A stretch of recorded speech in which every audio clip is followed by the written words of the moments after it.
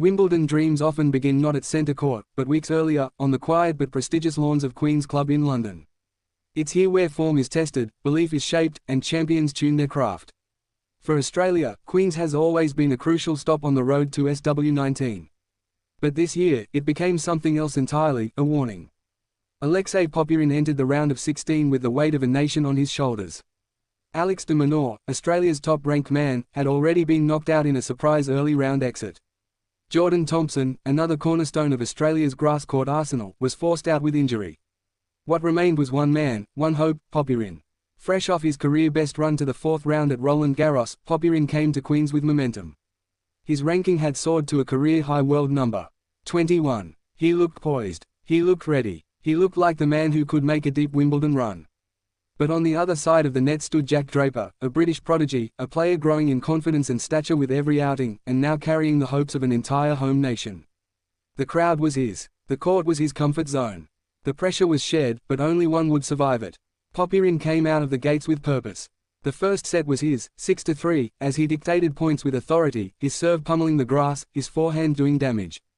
It was a statement set, and it looked as though the Aussie had the match on his terms. But Draper adjusted. The second set saw a momentum swing as the Briton elevated his aggression and found his rhythm. He broke Popyrin early, forcing the Aussie to scramble. The crowd roared as Draper closed the set 6-2, the pendulum now swinging heavily in his direction. The third was a war. Every serve, every return, every step mattered. At 5-4, Draper earned 2 match points, but Popyrin, full of fire and resolve, denied him both. He clung to the match like it was his last lifeline and forced a tiebreak. In the breaker, Popyrin surged ahead 4-2, his dreams flickering back to life. For a moment, it felt like Australia had found its saviour. But sport has a cruel way of pulling the rug just as victory seems in reach. Draper found another gear. He steadied his breath. He made every shot count. He pulled even. Then he pulled away, 7-5 in the breaker. Match over. Popyrin fell, not with shame, but with a kind of quiet heartbreak, the kind only elite sport can deliver. He had fought, saved match points, led in the final stretch. And still, he came up short. Draper, now a top 10 player, showed exactly why he's touted as Britain's next great hope. It was a tough match. Credit to Alexei, he played some amazing tennis, he said on court, humble in victory but glowing with belief. It was a bit up and down, but you guys helped get me through that, he told the crowd, acknowledging their role in fueling his resolve.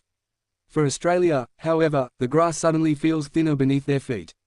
With de Minaur out early, Thompson sidelined by injury, and now Popyrin gone in heartbreaking fashion, the Queen's campaign has ended in silence. It's not the form book they wanted heading into Wimbledon. It's not the momentum they hoped to carry. Wimbledon is just days away, and suddenly Australia is without a standout man in form. There is time, yes. But the window grows smaller with each passing hour. Popyrin will take solace in the fact that he's ranked higher than ever before. His clay court run in Paris was no fluke. He is a legitimate top 25 player. But grass is its own beast, and Queen's offered a lesson, that excellence on clay doesn't automatically translate to dominance on turf. Elsewhere in the draw, Queen's continued to surprise. Rising Czech teenager Jakub Mensik, who's captured hearts with his fearless tennis, crashed out to veteran Roberto Bautista Agut. The match was tight, and emotions ran high.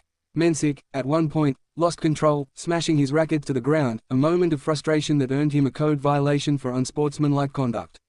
It was another reminder of what Queen's represents, not just a warm-up, but a test of mentality.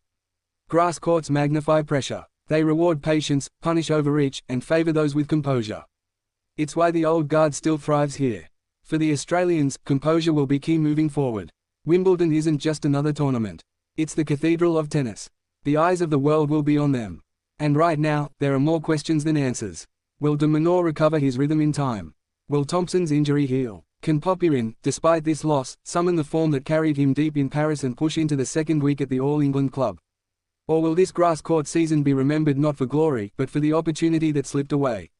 As the curtains draw on Queen's, one thing is certain, Wimbledon won't wait. And for Australia's men, it's now or never. Queen's Club offered no kindness. Only clarity. The road to Wimbledon is steep. The challenge ahead is real. But tennis is not about avoiding defeat, it's about rising after it. And rise they must.